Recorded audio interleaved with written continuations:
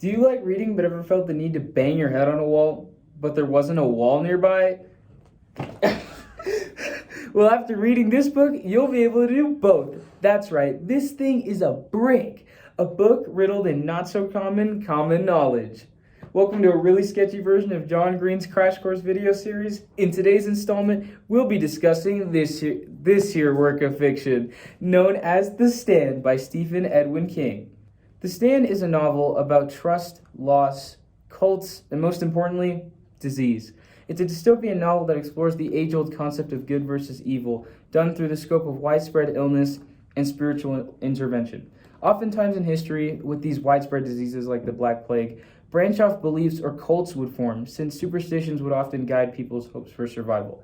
Admittedly though, they were really just grasping at straws because they lacked the medical technology, or in this case, the government happened to be withholding information.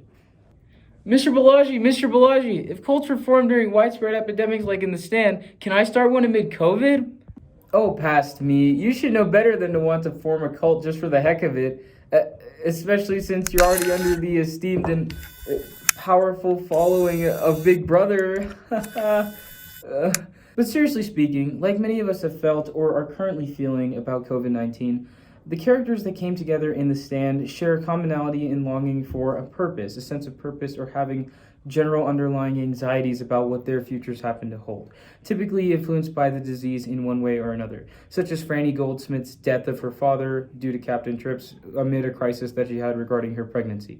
Everyone has had a different experience regarding COVID-19, though the sort of divine intervention with Mother Abigail in The Stand or the Dark Man isn't necessarily here, which makes that sort of cult aspect not really here. Don't want to copy the song. So, anyway, if there's ever a more quintessential piece of literature that truly shows the impacts of traumatic histories on human response, it's this thing. All narratives generally follow a trend of throwing a set of characters into a situation that serves as the plot or conflict, only with the clothes on their backs and their very unique personalities left to tackle whatever ominous or inaccessible fortresses lie beyond. Similarly here, Stephen King prolifically explores character development for a good duration to set them up for the journey, or quest, if you will. Thanks, Thomas C. Foster, through an apocalyptic landscape riddled with turmoil, betrayal, and friendship that befalls them. I mean, given the hell that Lloyd, a main character fugitive, is thrown into, practically forcibly becoming partners with Poke, another more righteous criminal, I mean, the guy literally has his own term for killing someone. I don't think I'd ever want to be pokerized. I don't know about you. Furthermore, he has a serious and long-running criminal history, yet lives in constant fear throughout his life, showcasing to the reader that he doesn't really want to continue this lifestyle of being a criminal. For example, when we are first introduced to Lloyd and Poke, their relationship is pretty much summed up by Poke being the sort of, I know everything, quit being a scaredy cat kind of guy. For example, on page 118, you can sort of understand the contrast between them in their attitudes as they're driving through Arizona to New York City. Poke is having fun, cruising along, screaming, whoop, whoop, while Lloyd is stressed, following it up, shouting to Poke to, hey, cut the crap. As we know, Poke will perish, actually in this very chapter, while Lloyd will be imprisoned, a major player on the side of Darkman, and it will eventually perish as a result of a mishap that could maybe be associated with him regarding Trash Can Man and Tom Cullen. As you can see, King words this text as a sort of saga, seeing characters go through phases, personality changes, and whatnot that ultimately leads to their respective alliances to either the Dark Man or Mother A, the pinnacle battle of good versus evil, if you will. And so, for most characters that are painted as having a pretty pitiful past, like Nick, Tom, and Franny, you're going to see them actually ending up on Mother A's side. And for those that are probably equally as pitiable, but happen to be just that more of a nutcase, definitely not talking about you, Harold and Trashy. To Dark Man's We'll keep that. That was great. To Dark Man's crew you go. So the book starts, and immediately you've got King throwing about just every single stereotype you could imagine. The off-the-grid government research facility in Maine, because, no one lives in Maine, right? The band of rednecks in a boondocks town like Arnett, Texas, that immediately anti-government, the bullied handicap that becomes the hero, and the one-hit wonder drug addict that strives for change in his life. I mean, as Thomas C. Foster says in his book, How to Read Literature Like a Professor, There is only one true story. Everything doesn't have to be all original. Anyways, basically, a lot of our characters are pretty much described as going about their normal lives as they would on any old day, when a minor but rather lethal, so to speak, character comes through by the name of Charles Campion. He is an army soldier stationed at the Project Blue facility who manages to actually escape, bringing with him his wife, his daughter, and a can of worms that nobody would have imagined would ever be open. What he carries and subsequently transfers is a superflu disease, starting in Arnett, of course, with Hap, Stu, and a few others, and in a short amount of time it reaches all across the nation, putting many towns on unannounced quarantines, with repeated public service announcements, basically covering it up saying, guys, this is not a big deal, we will now resume your regularly scheduled programming and whatnot. Of course, with this sort of universal attitude of, oh, it's just a cold going around, many people wouldn't take it very seriously.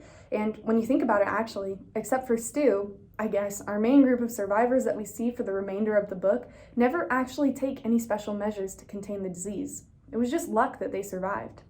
Anyways, you can see the dystopian characteristic to the work with this and how it seems like there's constant government sugarcoating or a cover-up with intense surveillance taking place as well. Stu even questions Dietz early on in the book at the Atlanta Disease Center when news about the superflu isn't as commonly known. On page 68, he angrily states, "When they roadblock off a town and put barbed wire around it, there's news. But there isn't any." This showcases the aspect of dystopian fiction and how there is confusion and spread of misinformation by the government. This, of course, has a great impact on the plot as it quite bluntly distinguishes the group of protagonists, the ones that see beyond the norm of dystopian society, and everyone else who's infected and dead. Oh yay, time for the open letter. But first, what's inside our secret compartment today? Drum roll, please. Wow, a mask. If only they had these during Captain Tripp's, that 99.4% communicability might not have been so bad. Anyways, moving on to the open letter, to the good versus evil plot archetype. Dear good versus evil plot archetype. Why are you so popular? I'm not sure I understand how someone so basic and redundant could be the popular face of so many books. Between the godly symbol of Mother Abigail and the dark man Randall Flagg fighting to the death, you can't get more simple. Surely, you could dress yourself up with a variety of characters and subplots to add some flavor, but how unique can you really be? If only I had lived through a pandemic to share that that's not what really happens. Politics aside, however popular you may be, you are still the classic plot type that people just can't get enough of. And after reading this book, I see why. Sincerely yours, Clara. Polish ruined his nose. All right, let's go to the thought bubble. The first thing you'll notice in this here thought bubble is the sound of disease. I'm just kidding. The stand starts with Charles Campion, an army man, frantically ordering his family to pack their belongings and get in their car to leave. As they pull out of the army base, Campion is coughing occasionally, which foreshadows the spreading of Captain Tripp's. We then see Campion crash the family truck at a gas station with his dead wife and child inside, and Charles dies himself soon enough. As we proceed through the rest of the background stories to everybody, the world slowly takes a notice and reacts to the virus. As we know, the virus has a 99.4% rate of death, and soon we are left with only our main characters in this fight of good versus evil. The so-called good characters assemble in Boulder, Colorado, under the leadership of Mother Abigail to form a peaceful society. Meanwhile, in Las Vegas, Nevada, Randall Flagg, the Dark Man, is assembling his own evil team of characters. The irony in the home basis of good versus good and evil speaks for itself here. As both communities gain people, Mother Abigail and the good guys plan for a group to travel to Las Vegas to destroy the bad side. This ends poorly, and of course includes topics like remorseful suicide, traitorous good guys, and having dead main characters. Eventually, the good guys are able to make it to Las Vegas where the final showdown can begin. They are all taken prisoner and moments away from execution by Randall Flagg when the Trashcan Man finds a nuclear warhead for Flagg, and it is detonated by the hand of God. This kills characters such as Larry, Ralph, and Glenn. Fortunately, because he was left behind, Stu survives and is able to travel back to the Boulder community. What happened to Franny's baby, you ask? Well, he was born eventually and contracted the Captain Tripp's disease. However, he was able to survive, and once Stu and Franny marry and become pregnant once again, they move back to Franny's hometown in Maine to raise their children and start a settlement on the East Coast. The novel ends rather unexpectedly, with Randall Flagg waking up with memory loss on a beach being worshipped by a native tribe. A really unique scene we wanted to highlight here is towards the end of a book when the few of the characters set out on their sort of final journey to Las Vegas to see Randall Flagg, including Stu and Kojak the dog. As their expedition group continues through chapter 73, to their misfortune, Stu breaks his leg.